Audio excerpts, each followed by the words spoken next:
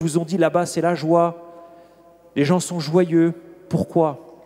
Parce que les gens sont pauvres et que, étant pauvres, ils dépendent les uns des autres. Vous avez tous entendu que dans les bidonvilles, on vous a raconté que les maisons sont ouvertes, qu'il n'y a pas de serrure. Et si vous vous baladez en Occident, vous verrez qu'il y aura des résidences de riches avec des murs très hauts.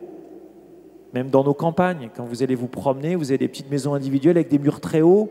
On se protège, on met un gros chien derrière pour éviter d'être volé, d'être cambriolé, etc., etc. C'est physique, c'est matériel. Je vous invite, moi, à apprendre à demander un service. Non pas en abusant, évidemment. De la même manière, apprendre à demander une grâce à Dieu et d'attendre et de le recevoir dans la gratitude. Apprendre à demander un service, à compter sur les autres, à m'appuyer sur l'autre. Parfois, on n'ose pas demander un service. Oh, je vais le déranger, tout ça. Encore une fois, il ne s'agit pas de tomber dans l'abus. Et puis enfin, troisièmement, à vivre pour les autres. La conclusion, c'est que si j'apprends à recevoir, j'apprends à donner. Si je reçois, je donne. Si je me mets dans cette attitude de demander et de recevoir, alors j'apprendrai à donner. Si je reçois gratuitement, sans réclamation, sans exigence, alors je donnerai gratuitement, sans attendre de retour. Et vous voyez, c'est ça la vocation chrétienne. C'est être comme le Christ, c'est être fils. Le fils, c'est celui qui se reçoit d'un autre que soi et qui est son Père. Jésus est fils parce qu'il se reçoit du Père et parce qu'il reçoit du Père. Il attend, il demande et il reçoit. Et plus que des biens, plus que des choses, il se reçoit lui-même. Le Père donne, le Fils reçoit, et à l'école du Père, il apprend à donner. Deux engagements que je vous propose aujourd'hui. Premièrement, je répète les trois choses à apprendre. Premièrement, que tout est don. Deuxièmement, que nous devons apprendre à dépendre les uns des autres. Et troisièmement, apprendre à vivre pour les autres. Et je vous propose deux engagements cette semaine. Premièrement, d'exprimer un besoin à Dieu, un besoin concret, dans un lieu de ma vie où je ne demande jamais rien. Il y a des zones de votre existence que vous ne présentez jamais à Dieu parce que vous estimez qu'il n'y a pas de problème, que vous n'en avez pas l'idée. Ça peut être dans la gestion de vos biens, ça peut être dans l'éducation de vos enfants, ça peut être dans votre travail, qu'importe.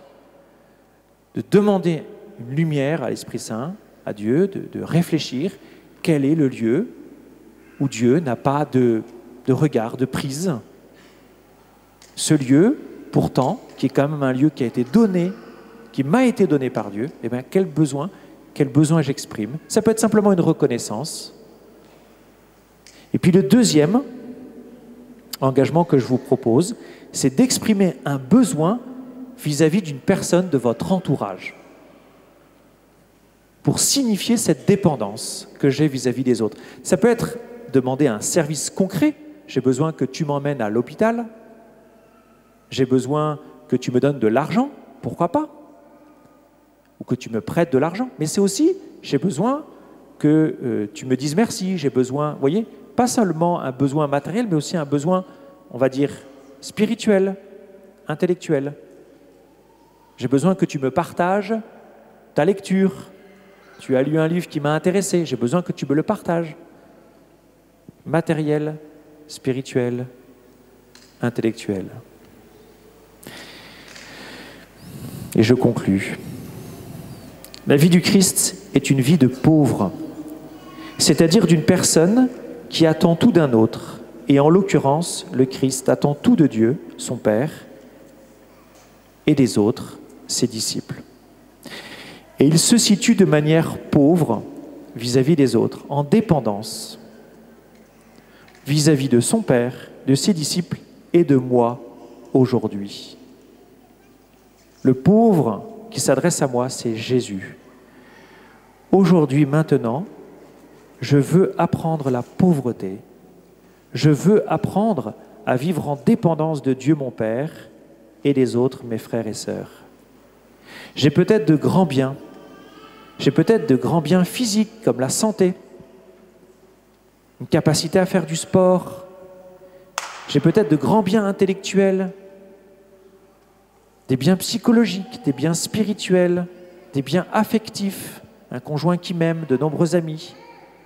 Et je rends grâce à Dieu pour tous ces biens. Je les présente à Dieu et je lui rends grâce pour tous ces biens. Je suis dans la gratitude pour chacun de ces biens. Merci Seigneur. Peut-être que je me sais pauvre dans certains domaines de ma vie. Peut-être que matériellement, comme on dit, je tire le diable par la queue. Peut-être que je me sens très seul, isolé. Et j'entends Dieu qui me dit que je suis heureux dans cette situation maintenant. Et je lui demande de me montrer ce chemin de bonheur dans la difficulté et dans l'épreuve que je ne comprends pas.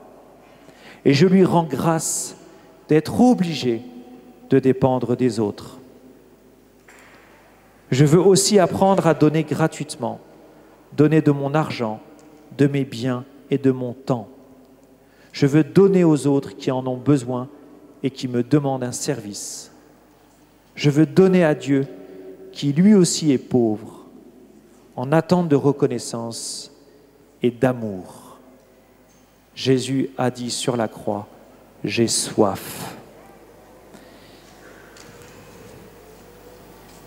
Seigneur Jésus-Christ, je me présente devant toi aujourd'hui avec mes richesses, mais aussi mes pauvretés, quelles qu'elles soient, physiques, matérielles, psychologiques, spirituelles, intellectuelles. J'ai entendu l'Évangile, Seigneur. Heureux vous les pauvres, heureux vous qui pleurez maintenant. Seigneur, je te demande la grâce de changer mon cœur. Je te demande la grâce d'une lumière toute particulière pour me faire avancer sur ce chemin de pauvreté que tu me montres. Et si je suis riche, Seigneur, donne-moi la grâce de partager, de donner. Seigneur, donne-moi la grâce de dépendre de toi, de mon Père qui est aux cieux et des autres qui sont mes frères. Amen.